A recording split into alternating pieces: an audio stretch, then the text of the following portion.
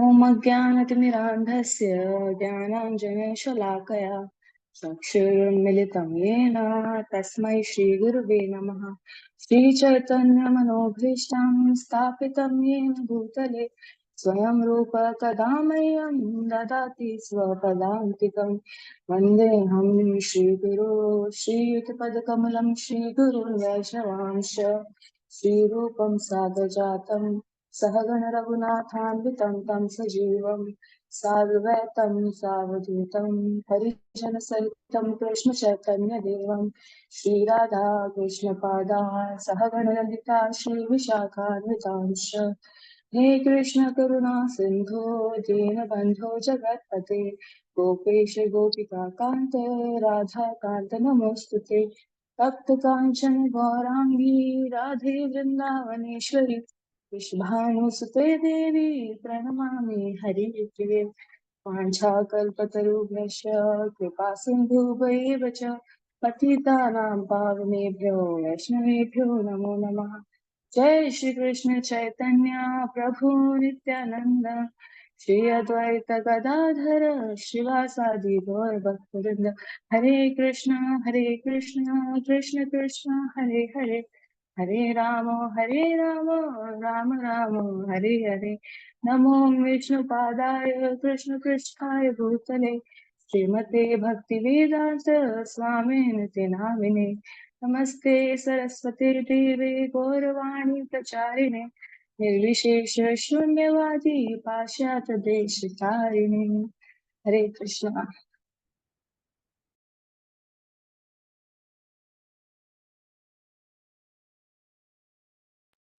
हरे कृष्णा। आपका एक बार फिर से स्वागत है आज के भक्ति वृक्ष सत्र में। तो एक बार क्विकली रिकैप कर लेते हैं कि हमने लास्ट टाइम क्या पढ़ा था। हमने जाना था कि अहंकार क्या होता है ना। तो इसको अगर रिफाइंड वर्ड्स में कुछ पढ़ा जाए तो अहंकार क्या है।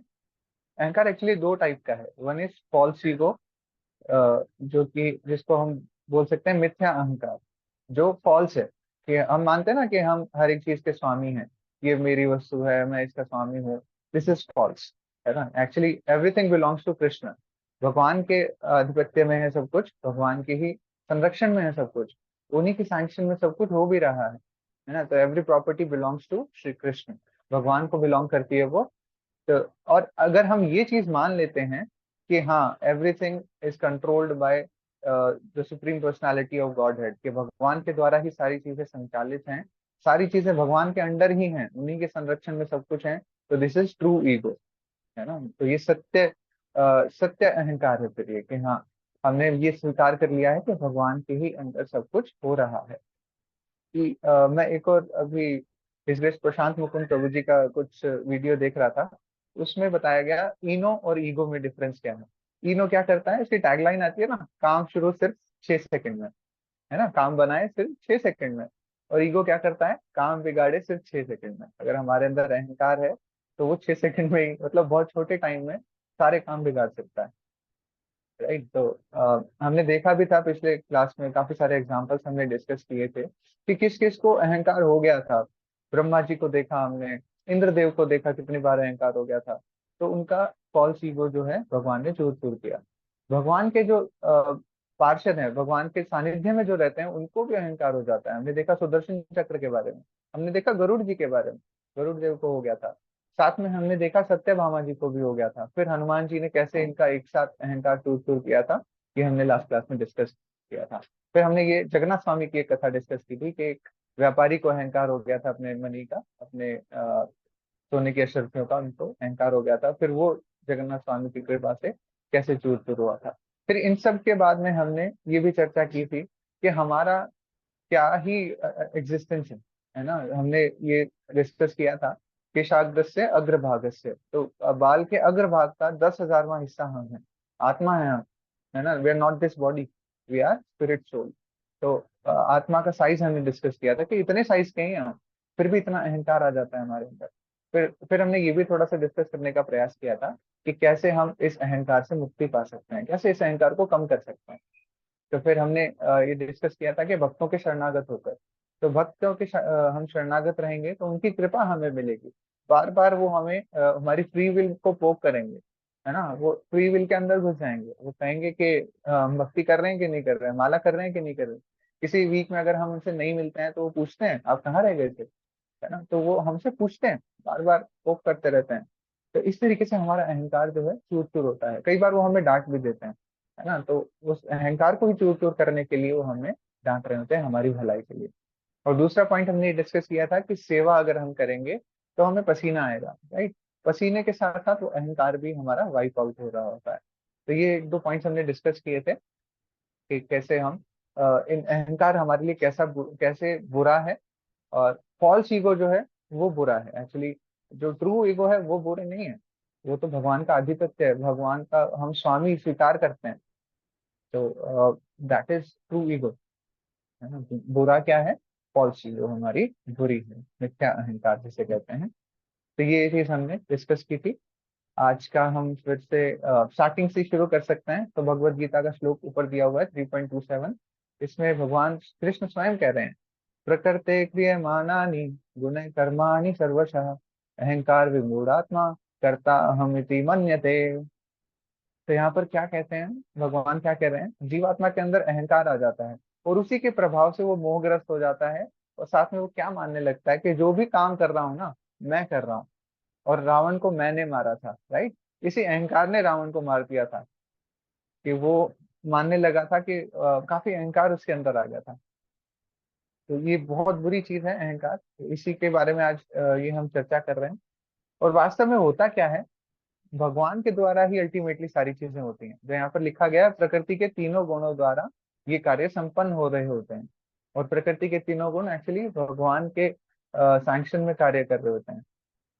अब आगे हम पढ़ते हैं इसको। Yes, sir. शोभा माता जी, आप रीड कर पाएंगे? किसी भी कार्य में सफलता, यहाँ से हमें स्टार्ट करना है।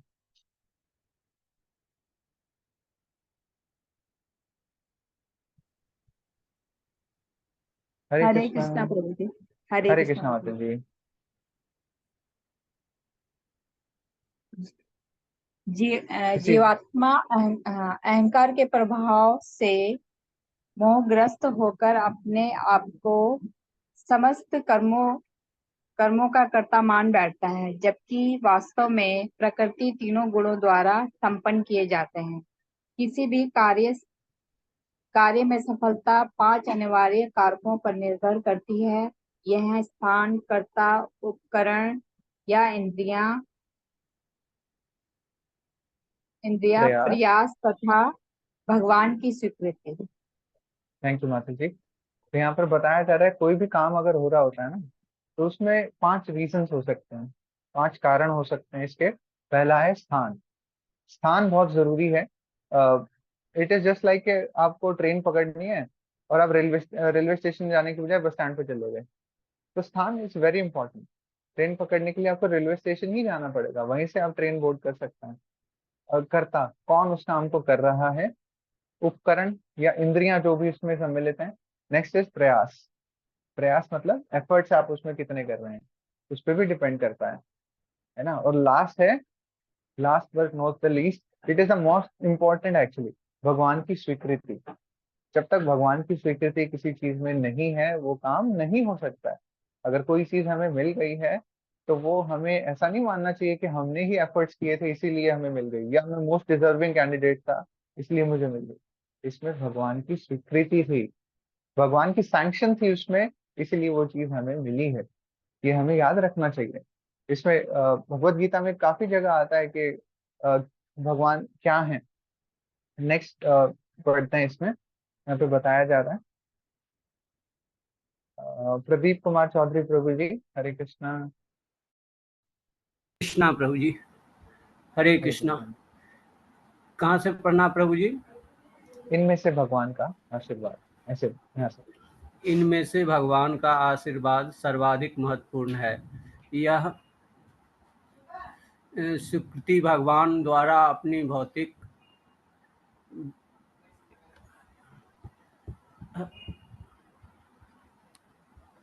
रेशो भौतिक शक्ति पर अनुकूल निरीक्षण द्वारा पूरी की जाती है, क्योंकि परमेश्वर की इच्छा से ही प्रकृति कार्य करती है। भौतिक प्रकृति मनुष्य की चेतना के अनुसार कार्य करती है। जब जीव प्रकृति के 3 गुणों के प्रभाव में रहता है, तो उसके सारे कार्य भगवान की बहिरंगा शक्ति यानी प्रकृति द्वारा संचालित होते हैं। किंतु जब वह दिव्य चेतना शुद्ध सत्व दशा को प्राप्त हुआ रहता है, तो उसके कार्य भगवान की अंतरंगा आध्यात्मिक शक्ति द्वारा संचालित होते हैं। जीव हरे कृष्णा चाहे प्रभु जी, एक मिनट, यहाँ पर हम थोड़ा विराम देंगे और अभी हम चलेंगे भगवत गीता में। भगवत गीता श्लोका 7.3।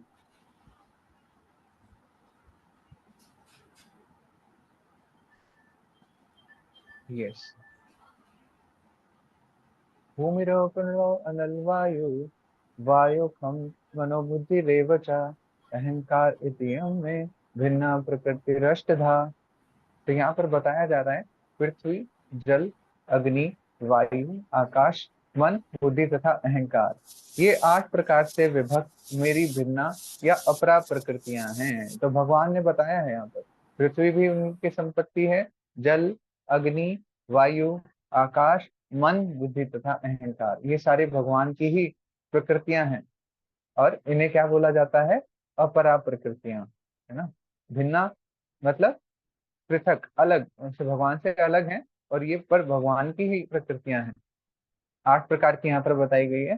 तो इसीलिए यहाँ पर देखिए कि कितनी सारी चीजें हैं जो भगवान के ही है ना, भगवान की प्रॉपर्टी है ना। तो कहा जाता है भगवान इज द सुप्रीम प्रोपराइटर। और हिज होलीनेस गोपाल कृष्ण गोस्वामी महाराज एक चीज का बहुत ध्यान रखते थे, वो किसी चीज को भी वेस्ट नहीं होने देते थे। भगवत गीता को महाराज ने हृदय सार किया हुआ था, एकदम हृदय में उसको सार किया हुआ था, और उसको फॉलो भी करते थे।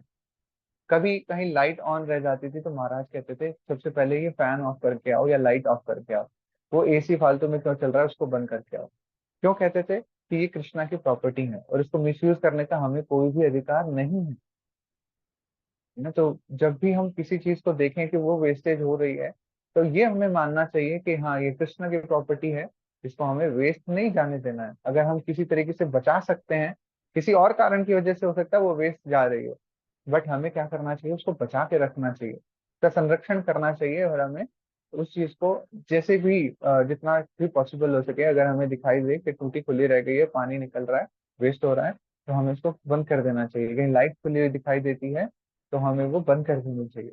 बस ये मानते हुए कि ये कृष्ण की प्रॉपर्टी है, इसे हमें मिसयूज या वेस्ट बिल्कुल भी नहीं करना है ना। तो देखिए वैष्णव जन हमें कैसे सिखाते हैं अपने आचरण से कि कितनी इंपॉर्टेंट चीजें हैं। यस माता जी, 7.4 भी रीड कर सकते हैं साथ में।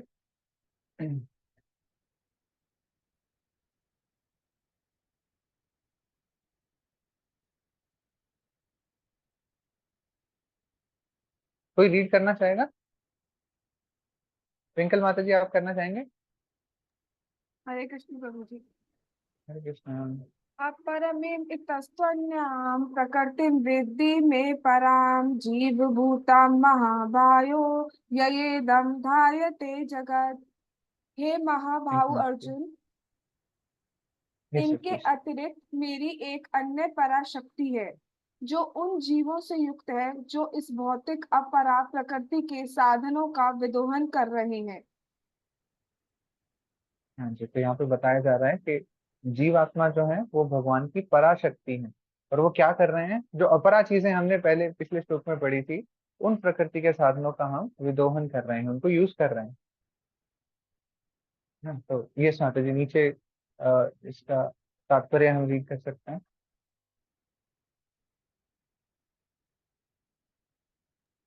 इस हाँ जी, तो श्लोक। ऊपर हाँ जी।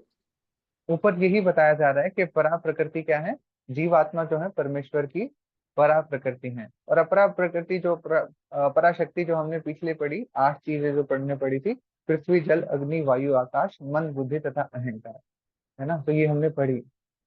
और भौतिक प्रकृति दो दो पार्ट्स में डिवाइडेड है, स्थूल और सूक्ष्म। सूक्ष्म में क्या आता है? मन, बुद्धि और अहंकार। और जो बाकी चीजें हैं 5, पृथ्वी, जल, अग्नि, वायु, आकाश और ये, जिससे हमारा पंचभूत का ये शरीर भी बना होता है ना। तो ये क्या है? स्थूल है। स्थूल शरीर जिसे ग्रॉस बॉडी बोला जाता है, वो इन 5 तत्वों से मिलकर बनी होती है। और जो सूक्ष्म बॉडी है, हमारी सटल बॉडी है, वो मन, बुद्धि तथा अहंकार से मिलकर बनी होती है। राइट। तो हम करते क्या हैं, जीव क्या करता है, अपने कार्य जो भी करता है उसमें अपरा प्रकृति का यूज करता रहता है ना। और भगवान, भगवान के जो जीव आत्मा है वो पराशक्ति की फॉर्म में है, और इसी के कारण सारा संसार जो है वो कार्यशील रहता है। जैसे हमने अभी डिस्कस किया था कि true ego and false ego, तो हमें एक्चुअली करना क्या होता है, हम फॉल्स ईगो से घिरे हुए रहते हैं कि हम ही इस चीज के स्वामी हैं, ये है वो है। पर हमें करना क्या होता है, इस फॉल्स ईगो को कन्वर्ट करना है ट्रू ईगो की तरफ। तो ये हम आगे इसमें पढ़ेंगे। इस माता जी नीचे वाला एक बार दिखा सकते हैं इसमें, इसी के नीचे का।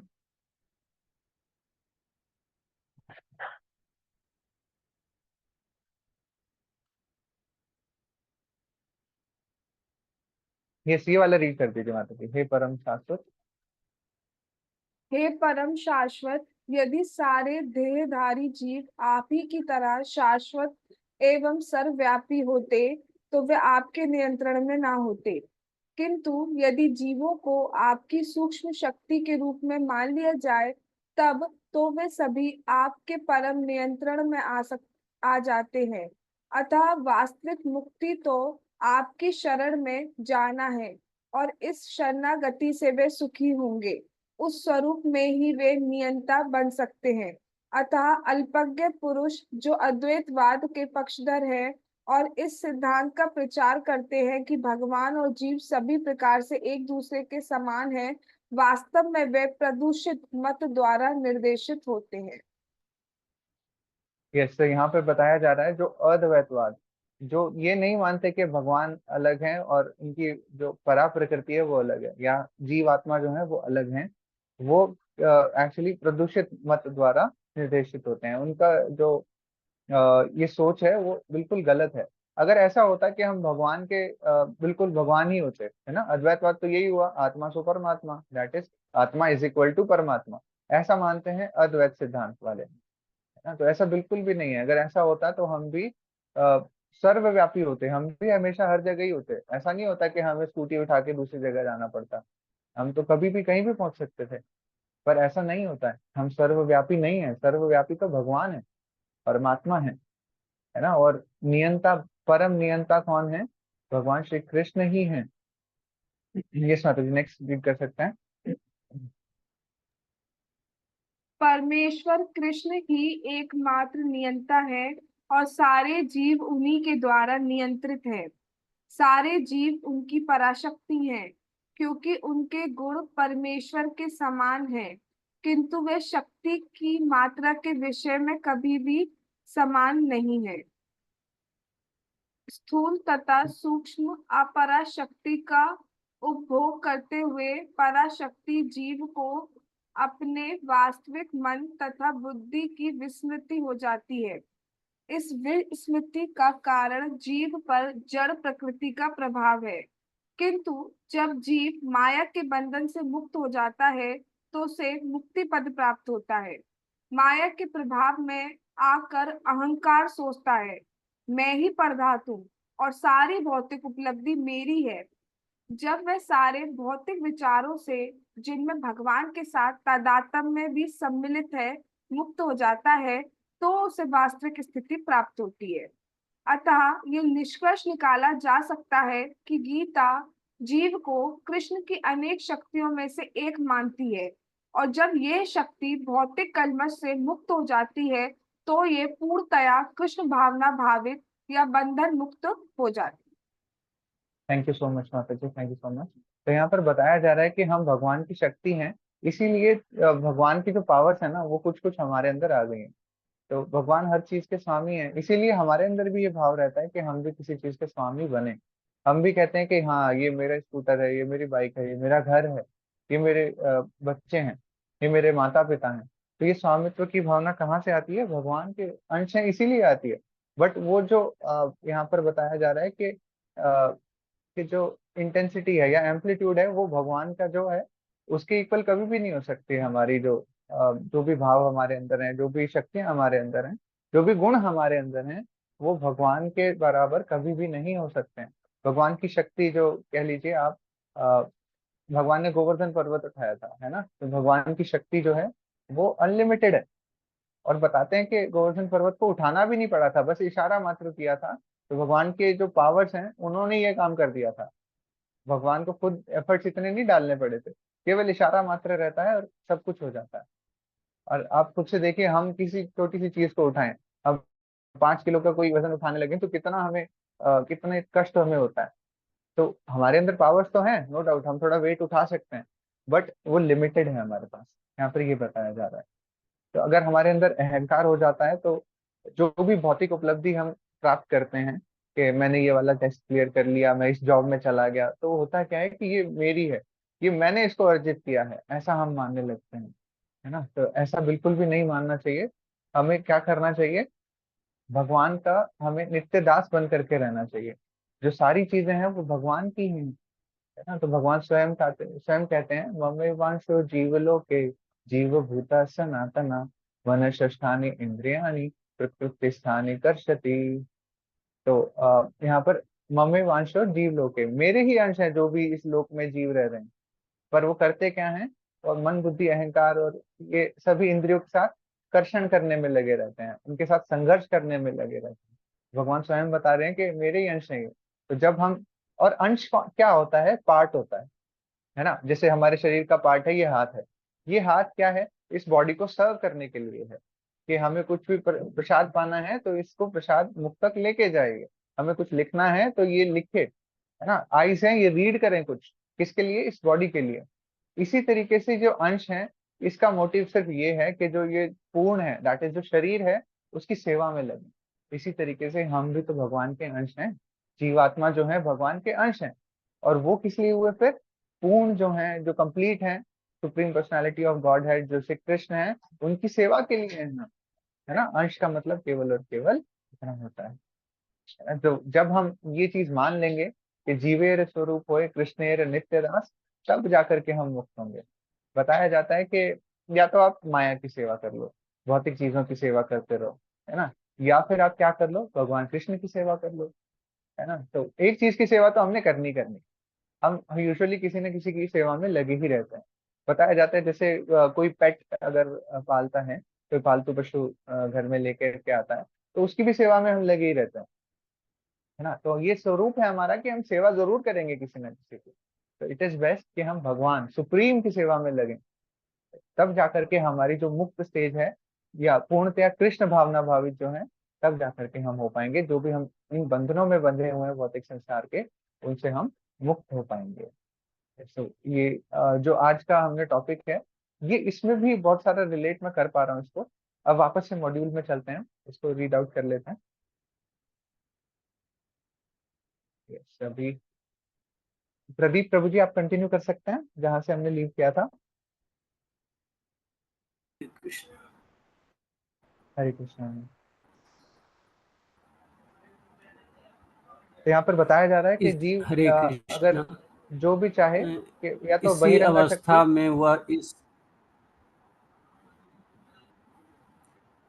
यस प्रभु जी कंटिन्यू कर सकते जीव चाहे तो भगवांगा शक्ति के द्वारा अपने कार्यों को संचालित किए जाने के चुनाव कर सकता है। यह जीव की अल्प स्वतंत्रता की परिधि है। जिस क्षण आत्मा भगवान के चरण कमलों पर पूर्णतया आत्मसमर्पण कर देता है और उनकी प्रेमा भक्ति में लगे रहने के लिए प्रार्थना करता है, उसी क्षण वह कर्म फलों के बंधन से मुक्त हो जाता है। इसी अवस्था में वह इस शास्त्रीय आदेश जीवेर स्वरूप है कृष्ण नित्य आत्मा अपने आदि आध्यात्मिक में का नित्य दास है की सच्चाई को प्रमाणित करता है। इस पद के कारण आत्मा को प्रभु आनंद प्राप्त होता है। कृष्ण के नित्य दास की समता कृष्ण की बहिरंगा शक्ति द्वारा माया के दास से करना ठीक नहीं है। दूसरे शब्दों में पदार्थ के ऊपर प्रभुत्व जताने भगवान की सेवा से अनुभव किए जाने वाले आनंद की तुलना में तुच्छ है। यहाँ तक कि 8 प्रकार की योग सिद्धियां भी कृष्ण के नित्य दास नित्यदास होने के आनंद की तुलना में तुच्छ है और इस दशा को पाने का एकमात्र उपाय है शरणागति। अन्य किसी कृत्रिम विधि को व्यवहृत नहीं किया जा सकता। शुद्ध कृष्ण चेतना की जागृति, जो कि जीव की सिद्धि है, एकमात्र भगवान की शरण ग्रहण करने से ही प्राप्त की जा सकती है, जिसकी लालसा जीव में शाश्वत रूप में निहित रहती है।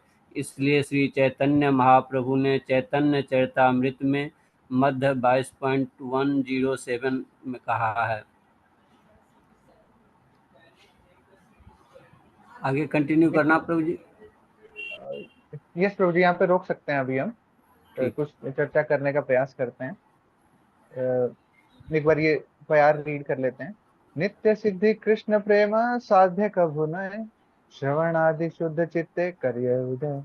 कृष्ण के प्रति प्रेम जीवों के हृदय में शाश्वत रूप में स्थापित रहता है। हमारे अंदर ये पहले से है कि हम भगवान के अंश हैं। भगवान के प्रति जो प्रेम है वो स्थापित है और हमेशा रहेगा। बस होता क्या है, वो सुप्त अवस्था में चला जाता है, हमें विस्मृति हो जाती है और उसे वापस से हमारी मेमोरी में लाना होता है, हमें फिर से उसको याद करना होता है।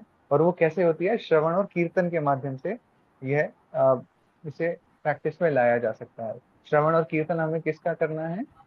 भगवान कृष्ण के नामों का, हरि नाम का, हरे कृष्ण महामंत्र का। इसी के यही करने मात्र से हमारी जो ये जो कृष्ण प्रेम जो सुप्त अवस्था में चला गया है, जो स्लीपिंग स्टेट में है, उसको फिर से हम एक्टिव कर सकते हैं, एक्टिवेट कर सकते हैं।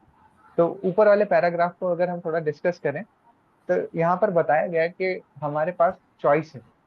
चॉइस किस चीज की है? हम हम चुनाव कर सकते हैं किस चीज का। या तो हम भगवान के प्रति शरणागत हो जाएं, या फिर भगवान की जो भौतिक चीजें हैं, भगवान की जो माया है, उसकी तरफ हम आकर्षित हो जाएं। पर होता क्या है, अगर हम कीर्तन नहीं करेंगे ना, तो हम नर्तकी बन जाएंगे। कीर्तन का उल्टा होता है नर्तकी, है ना? तो नर्तकी किसकी बन जाएंगे? माया की। प्रकृति के जो तीन गुण हैं वो हमें नचाएंगे। फिर वो भगवत गीता में आपने देखा भी होगा कि वो कैसे नचा रहे होते हैं, प्रकृति के तीन गुण इंसान को या जीवात्मा को कैसे नचा रहे होते हैं। कि उन्हीं के संरक्षण में या वो ही हमें गाइड कर रहे होते हैं कि कैसे हम आगे चलेंगे। तमोगुण, रजोगुण और सतोगुण, इन तीनों में हम कभी ना कभी ऊपर नीचे जाते रहते हैं। ये बताया जाता है कि हम कंप्लीटली किसी एक गुण में नहीं होते हैं, प्रधानता रहती है कि वो मेजॉरिटी में कौन सा अभी गुण हमारे अंदर चल रहा है, उससे डिसाइड होता है कि अभी हम कौन से गुण में हैं। और एक्चुअली हमें करना क्या होता है? ये प्रकृति के तीनों गुणों को पार करके भगवान की तरफ जाना होता है, जो कि शुद्ध सत्व की स्टेज कहलाती है। और ये लेवल बाय लेवल है। सबसे पहले तमोगुण है, फिर रजोगुण है, फिर सतोगुण है, और सतोगुण से ऊपर है शुद्ध सत्व की स्टेज। आप खुद से देखिए कि हमें अगर जंप लगा के जाना हो तो सबसे इजी यही है कि हम सतोगुण से जाके शुद्ध सत्व की स्टेज में पहुंच जाएं। This is the easiest way. इसीलिए कहा जाता है कि हमें प्रैक्टिस करनी चाहिए कि हम सतोगुण में रहें most of the times, right?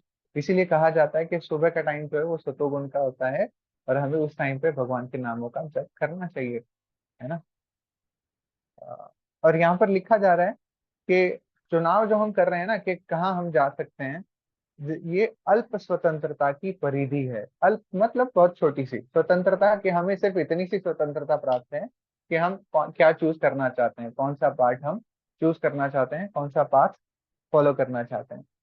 और जिस क्षण हमें, अगर हमने ऐसा कर दिया कि हम भगवान के प्रति पूर्ण शरणागत हो गए, तब हम शुद्ध सत्व की स्टेज की तरफ प्रोग्रेस कर रहे होते हैं, है ना? तो और एक और कहावत ये बताई जाती है, भक्त लोग काफी बार ये कोट करते हैं, कृष्ण का दास बिंदास और माया का दास उदास। होता क्या है, जब भी हम माया के फेर में रहते हैं ना, हम ये मानते हैं कि ये चीज मेरी है, ये चीज मेरी है, ये बंधु बांधव मेरे हैं, ये मेरे फ्रेंड्स हैं। उनसे हम बहुत सारी एक्सपेक्टेशंस करने लग जाते हैं। और कई बार हमने ये भी सुना है भौतिक जगत में कि एक्सपेक्टेशंस हर्ट। और ऐसा क्यों होता है कि सब जो है, हम क्यों एक्सपेक्टेशंस हर्ट करती हैं? क्योंकि वही मिथ्या वाली चीज आ जाती है यहाँ पर। हम गलत एक्सपेक्टेशन सेट कर लेते हैं, और हम गलत व्यक्ति से प्रेम की कामना करने लगते हैं। करना क्या होता है हमें? जो राइट कंटेंडर है इस चीज का, कि हम हमारा प्रेम जिसे हमें करना चाहिए, हम उससे नहीं करते हैं। हमें करना क्या चाहिए? भगवान से प्रेम करना चाहिए, है ना? और वो ही हमें प्रेम प्रदान कर सकते हैं। तो आज का जो भजन था उसमें भी बताया जा रहा था, कृष्ण प्रेममयी राधा, राधा प्रेममयो हरि। तो बताए जा रहे हैं कि प्रेम की प्रतिमूर्ति है भगवान श्री कृष्ण और श्रीमती राधा रानी। तो जो भी भगवान को प्रेम करता है, भगवान रेसिप्रोकेट करते हैं, अपने भक्त को जवाब देते हैं, वो इसी फॉर्म में देते हैं कि जो भाव आप रखेंगे वो ही भाव आपको भी भगवान देंगे, है ना। अगर हम भगवान की प्रेम भाव में सेवा करते हैं तो भगवान भी हमें प्रेम प्रदान करते हैं, नो डाउट, है ना। तो हमें करना क्या है अब, किसी भी कृत्रिम विधि का पालन नहीं करना, बस हमें भगवान के अनुगत रहना है। और हमें कीर्तन करना है, ना कि माया की नर्तकी हमें बनना है, हमें डांसर नहीं बनना है। नर्तकी मतलब नर्तक से आया है ये वर्ड, नर्तक और नर्तकी।